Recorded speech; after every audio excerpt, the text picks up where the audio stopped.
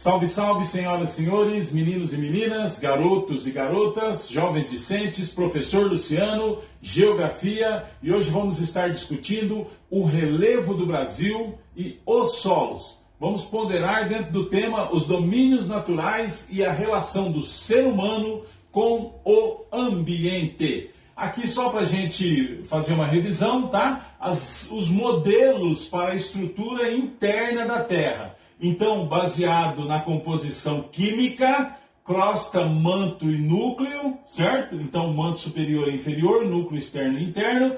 E baseado nas propriedades físicas, litosfera, astenosfera, mesosfera e endosfera. Como vamos discutir hoje relevo e solos, vamos nos ater à litosfera. Mais basicamente, mais precisamente, crosta e manto superior.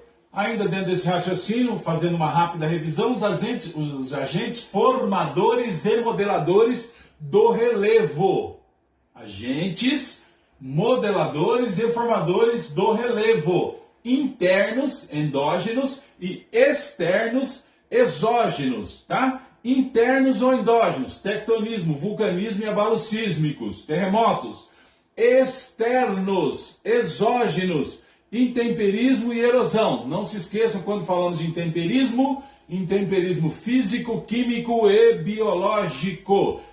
O que é que sustenta o relevo? O que dá sustentação ao relevo? As estruturas geológicas. As pesquisas indicam a presença de 3 grandes estruturas geológicas na superfície da costa terrestre: os escudos cristalinos, as bacias sedimentares e os dobramentos modernos. Não nos esqueçamos que no Brasil não temos dobramentos modernos. Os escudos cristalinos, encontramos jazidas de minerais metálicos, exemplo ferro, encontrado nas regiões cratônicas das Guianas e a sul amazônica, correspondem a estruturas geológicas compostas de rochas cristalinas como o granito e o gneiss. As bacias sedimentares, onde encontramos os combustíveis fósseis, correspondem às estruturas geológicas compostas de rochas sedimentares, em sua maior parte de origem paleozoica, mesozoica, cenozoica, como o arenito e a argila. E, em termos de disponibilidade de recursos minerais, constata-se que as jazidas minerais metálicas, como o ferro, ocorrem nos escudos cristalinos e os combustíveis fósseis nas bacias sedimentares. No Brasil, verifica-se a existência de bacias sedimentares que ocupam aproximadamente 56% do território e os escudos cristalinos que ocupam 36%. Então, a maior parte do território brasileiro é ocupado por quem?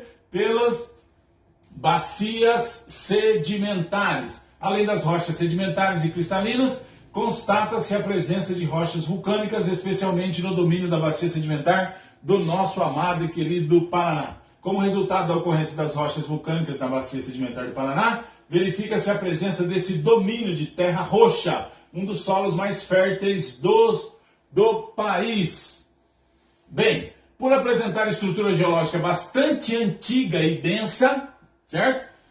E dessa forma, intensamente desgastada pela ação erosiva, o relevo do território brasileiro é marcado pelo predomínio do quê? De baixas altitudes. Então, o que aconteceu? Essa estrutura geológica é bastante antiga e intensamente desgastada pelo processo erosivo. Nós vamos observar um mapa que nos mostra as baixas altitudes presentes no nosso relevo. Então, se os senhores observarem, as partes mais altas estão mais escuras, as partes mais baixas estão em verde clarinho, né, em tons de verde. Então, o senhor vai observar que essas partes, algumas partes mais escuras, por exemplo, a nível de norte, certo?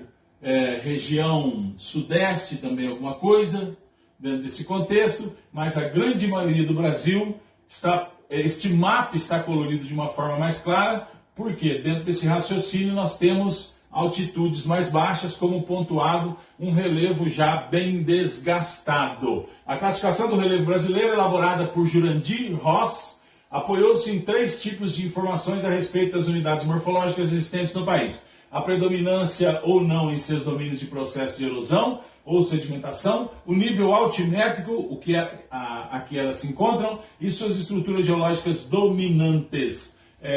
Dessa maneira, foi constatada a existência no país de 28 unidades morfológicas. Veja no mapa que nós já vamos discutir aqui e mostrar para os senhores. Temos então planícies, planaltos e depressões. Só queria definir para os senhores, antes de observarmos os mapas, planaltos, superfícies acima de 300 metros de altitude que sofrem desgaste erosivo. Então o que impera no planalto? A erosão. Contém formas de relevo irregulares, como morros, serras e chapadas. Planícies é uma forma plana com altitude inferior a 100 metros, formada pelo acúmulo de sedimentos. Então, o que impera na planície? Sedimentação. As depressões, superfície entre 100 e 500 metros de altitude, sendo mais planas que os planaltos. É uma superfície com suave inclinação e mais rebaixada que as áreas ao entorno. Então, nós temos o planalto e do lado nós temos as depressões, certo? Elas são mais rebaixadas que as áreas ao entorno, além de sofrer desgaste erosivo, formada por prolongados processos de erosão e ela também apresenta elevações residuais como inselbergues e planaltos residuais. Bem, então aqui também mais uma vez um mapa para nós observarmos essa classificação de Jurandir Ross, né? Ele tem a oportunidade de utilizar o projeto Imagens, feito pelo projeto Radam Brasil, e faz uma nova classificação agora do relevo brasileiro. Antigamente tínhamos apenas planícies e planaltos, agora ele introduz as depressões, e a classificação dele, conforme os senhores vão observar no descritivo, 11 planaltos, 11 depressões e 6 planícies. Bem, o relevo da região norte é caracterizado pelo predomínio de depressões. Norte, depressões e planaltos, cristalinos e sedimentares, de baixa altitude. As planícies ocupam estreitas faixas de terra ao longo dos rios. Nesta região encontram-se os pontos culminantes de maior altimetria do Brasil, Pico da Neblina e o Pico 31 de Março, localizados nos planaltos residuais norte-amazônicos. O relevo agora da região nordeste é marcado pelo predomínio de planaltos cristalinos e sedimentares, como os planaltos e chapadas da bacia do Paranaíba e o planalto da Borborema. Entre estas duas formações, observa-se a presença de algumas depressões sedimentares, como a depressão sertaneja, acompanhando o vale médio do Velho Chico, do Rio São Francisco. O relevo do sudeste é ocupado em sua maior parte por trechos de 2 unidades morfológicas, sendo elas os planaltos e as chapadas da bacia do Paraná, onde se verifica a ocorrência de rochas sedimentares, vulcânicas e terra roxa.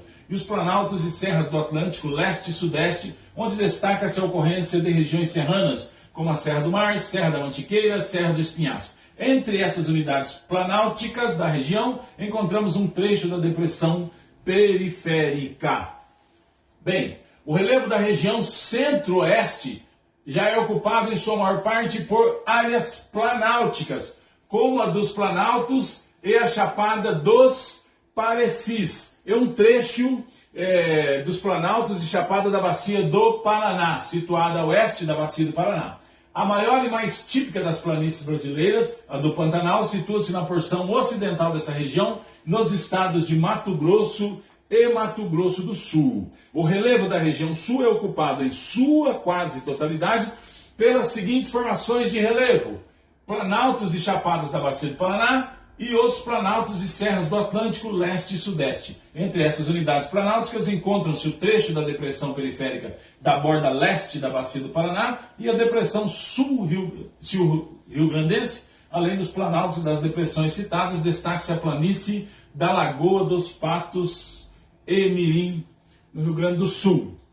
Bem, os solos. Então estamos discutindo o relevo do Brasil e os solos. Então, dentro do contexto dos solos, eles originam-se da desagregação e decomposição das rochas por ação do intemperismo físico e químico, sobre elas no decorrer do tempo geológico. Sua formação tem influência direta de fatores como a constituição da rocha matriz, que origina o solo, nível de deposição do material orgânico, clima e relevo. Bem, os solos são constituídos de minerais, material orgânico, água e ar. A proporção média no volume dos solos dos minerais como areia, calcário e argila, variam entre 45% e 65%. Da matéria orgânica, de 2% a 5%, e de água e do ar presente nos seus poros, de 25% a 45%. A matéria orgânica presente nos solos resulta da decomposição de restos vegetais e animais, também chamados de humus, nas áreas em que eles se desenvolvem, e também da ação dos seres vivos, como plantas, animais, bactérias e algas, que os utilizam como seu habitat. Bem, solo é formado nas camadas horizontais diferenciadas em relação, por exemplo, à sua textura, cor e composição. Cada uma dessas camadas corresponde a um horizonte do solo. O conjunto dessas camadas horizontes do solo define seu perfil. Vamos ver agora todos juntos uma representação. Então, constituição do solo. Uma parte dele mineral, 45%, 25% de ar, 25% de água, 5% de material orgânico. Então, 45% mineral, quase 50% de ar e água e 5% orgânica. Aqui, os horizontes. Horizonte O, horizonte A, horizonte B e horizonte C. Horizonte O é o mais superficial, horizonte formado pela matéria orgânica em vias de decomposição, razão de sua cor escura.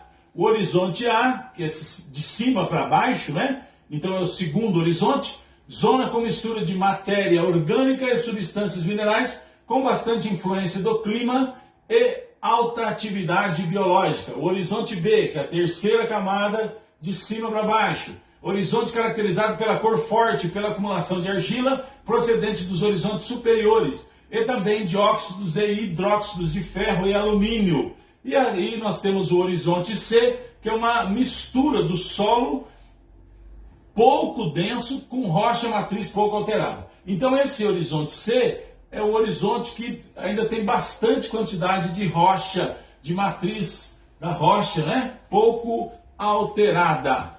Bem, os latossolos, então discutindo agora, dando segmento a esse raciocínio dos solos, os latossolos predominam na zona intertropical em regiões como o território brasileiro, que concentra a maior parte de suas terras nesta zona climática. Eles são profundos e tendem a sofrer intenso processo de lixiviação, nome que se dá ao processo de lavagem. Então a chuva vai fazendo o quê? A água das chuvas vai fazendo esse processo de lixiviação, tá? Que é o processo de lavagem e remoção de nutrientes que ocorre nos solos, que estão expostos constantemente à ação fluvial. É lógico que você tem essa lixiviação, esse solo muitas vezes fica menos fértil, mas essa água vai fazendo esse solo ficar mais profundo. Nas áreas tropicais, onde o regime de chuvas é marcado pela alternância de estações chuvosas, ocorre a laterização. Eu tenho uma foto logo na sequência para vocês verem um exemplo de um solo laterizado, que resulta na formação de solos lateríticos, certo? Solos alterados em que se verifica grande concentração de hidróxido de ferro e alumínio. Os solos sofrem nos dias atuais intenso processo de degradação, provocado em grande parte pela ação antrópica humana, desprovida de ações de preservação a utilizá-los. A ausência dessas ações em setores fundamentais para a sobrevivência humana, como na produção agrícola, resulta da aceleração do processo de erosão, no empobrecimento e na contaminação dos solos. Então aqui nós estamos discutindo o quê? A água das chuvas, principalmente, faz o que a gente chama de lixiviação, vai lavando esse solo, vai produzindo um solo mais profundo, mas um solo menos rico. É lógico que você tem uma cobertura vegetal sobre esse solo, essa água produz menos erosão, ela corre menos, ela fica mais tempo ali parada. O que acontece? A ação antrópica do homem, esse ato de tirar essa cobertura vegetal para o avanço, por exemplo, da agricultura, muitas vezes da pecuária, o que acontece? Essa água escorre, ela vai mais, ela passa mais rápido ali por aquele ambiente e, consequentemente, pode haver a formação de solos lateríticos. Bem, aqui só para os senhores observarem um aspecto de um solo onde ocorreu a laterização. Concentração de ferro e alumínio no solo, formando uma carapaça rígida. Bem, evitando lesões. Eu coloquei esse tema aqui, esse título, só para a gente discutir terraceamento e curva de nível. É importante compreender que, ao contrário do que muitos pensam, terraceamento não é sinônimo de cultivo em curvas de nível, que é aqueles aquelas contenções, aquelas barreiras de contenções que os agricultores fazem para que a água da chuva não desça e vá lavando o solo, como acabamos de discutir, né? Apesar de semelhantes, o terraceamento e a curva de nível, apesar de semelhantes, essas técnicas diferenciam pelo fato da última, da curva de nível, ela é aplicada onde? Em terrenos já acidentados, onde o plantio acompanha o desnível natural do terreno. Enquanto no terraceamento, esses desníveis, esse ajuste é feito de forma artificial. Então essa diferença aí de terraceamento e curva de nível, vamos fazer alguns exercícios para a gente fixar melhor o que acabou de ser discutido aqui. Diz assim nesse exercício, leia o texto: levantamentos aerofotogramétricos possibilitados pelo projeto Radam Brasil. Acabamos de discutir alguma coisa sobre Radam Brasil, Jurandir Ross, né? Jurandir Ross faz aquela classificação do relevo brasileiro, planície, planalto, e inclui as depressões. Planalto, acima de 300 metros. Planície, inferior a 100 metros. Depressões, superfície entre 100 e 500 metros, mais planas que os planaltos, certo? Forneceram informações detalhadas que foram utilizadas para fundamentar uma nova classificação do relevo e de suas unidades. Essa classificação associa as informações altimétricas com os processos de erosão, sedimentação e gênese, origem e formação do modelado terrestre, integrando-os também as estruturas geológicas nas quais ocorrem. O relevo brasileiro passa a ser classificado de 3 formas: depressão, planalto e planície. Vamos lá ao que nos traz a pergunta, o questionamento. A partir da leitura do texto e de seus conhecimentos sobre os critérios usados para a elaboração da classificação do relevo de Jurandir Ross, então Jurandir Ross pegou já um trabalho feito por Haroldo de Azevedo e também pelo Aziz Absaber, né? E daí trabalhou melhor essas informações, usou o projeto Radam Brasil, né? Então caracteriza os planaltos, as depressões e as planícies, considerando os processos de sua formação. Já discutimos de forma anterior: planaltos, superfícies irregulares, planas ou acidentadas, de estruturas cristalinas ou sedimentares, nas quais predominam os processos de erosão. Geralmente eles se localizam acima de 300 metros de altitude. As depressões são superfícies mais aplanadas que os planaltos, originados de processos erosivos com altitudes entre 100 e 500 metros. Prestar atenção, porque assim, às vezes você está vendo um planalto e mais baixo um pouquinho uma depressão, né? Então, às vezes aparece algum exercício, acho que até na aula de hoje tem alguma coisa dentro desse contexto. Então, prestar atenção nessa diferença de planície, planalto e depressão, né? Então, as depressões entre 100 e 500 metros. As planícies são superfícies planas originadas de processo do quê? De acumulação. No caso planalto, o que impera? O processo de erosão, certo? Já a planície, superfícies planas originadas do processo de acumulação relativamente recente de sedimentos de origens diversas, como a pluvial, fluvial, eólica e etc. Vamos para o próximo exercício, para a fixação do que nós acabamos de discutir. Tem um corte topográfico e geológico mostrado a seguir, representando o quê? A grosso modo, um perfil feito por um pesquisador que se deslocou da área costeira para o interior do Brasil, objetivando realizar um estudo integrado do meio ambiente de uma região do país. Nesse corte estão indicados pelos números 1 e 2 importantes compartimentos regionais de relevo. Vamos lá? Então nós temos lá no corte 1 uma superfície mais elevada, certo? E no número 2 nós temos o que? Uma superfície também alta, mas mais baixa que o seu entorno. Então a pergunta é, vamos lá, o que ela representa? Considerando as informações contidas no gráfico, é correto afirmar que esses compartimentos são respectivamente. Bem, a princípio, entendemos que a parte mais alta, o número 2, planalto, né? Então, chapada que está fora, chapada está fora, chapada está fora, ficando com a C e com a D. Planalto, tá? Planalto. Bem, nós temos uma parte mais alta e depois uma parte mais baixa do que o seu entorno. Então, planalto, o que seria do lado que nós acabamos de estudar? Provavelmente a resposta correta seria a letra D. O planalto da Borborema e, na sequência, uma depressão sertaneja. Vamos verificar a resposta. Resposta certa, letra D, planalto da Borborema e depressão sertaneja. Vamos para o exercício de número 3, diz assim: cite e explique quais são os fatores que participam no processo de formação dos solos. Acabamos de discutimos relevo e solos do Brasil. O que influencia na formação dos solos?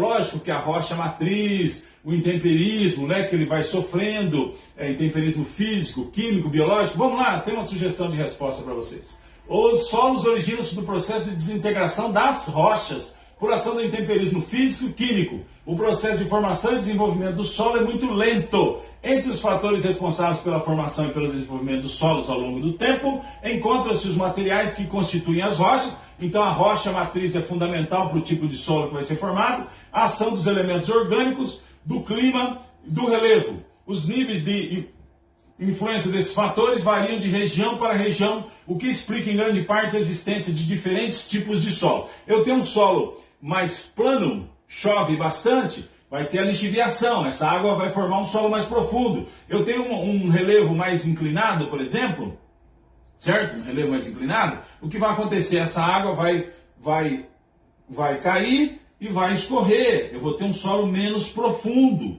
mais raso, certo? E assim sucessivamente. O tipo de rocha que está recebendo essa água, tipo de rocha que está recebendo o calor, o frio, esse local é mais quente, esse local é mais frio. N fatores vão influenciar na profundidade do solo e no tipo de solo formado. Bem, dentro desse raciocínio, eu quero continuar com os senhores discutindo ainda. Um agricultor adquiriu 10 hectares de terra para práticas agrícolas. A propriedade atravessada por um rio perene apresenta solos de boa fertilidade. Todavia, predomina um relevo de médias altitudes. Já estamos falando de relevo, tá? Médias altitudes, com declividade acentuada. Preocupado com a conservação do solo, o agricultor consultou um engenheiro agrônomo. Este recomendou arar e semear o solo seguindo as cotas altimétricas do relevo, o que reduz a velocidade de escoamento superficial da água, os processos erosivos e a perda do solo agricultável. A técnica de conservação do solo recomendada pelo engenheiro agrônomo denomina-se. Bom, nós discutimos até no começo da aula. A tua dúvida podia ficar entre curva de nível e terraceamento, mas como já sabemos que o terreno ele tem um terreno com médias, predomina um relevo de médias altitudes com declividade acentuada, nós já sabemos que o terraceamento é feito de uma forma artificial, na realidade, né? Aqui, então, a resposta provavelmente seja a letra A. Vamos lá observar? Então, curva de nível, né? A técnica de conservação do solo, recomendada pelo engenheiro agrônomo, denomina-se de curva de nível, que corresponde à faixa horizontal de solo com o mesmo nível de contorno, a exemplo de terraços, o que reduz a perda de solo por erosão. Eu quero agradecer a você, muito obrigado e até mais.